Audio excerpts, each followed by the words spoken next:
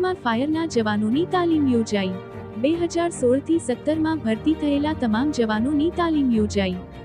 સુરતમાં વિયરકમ કોચવે ખાતે યોજાઈ તાલીમ।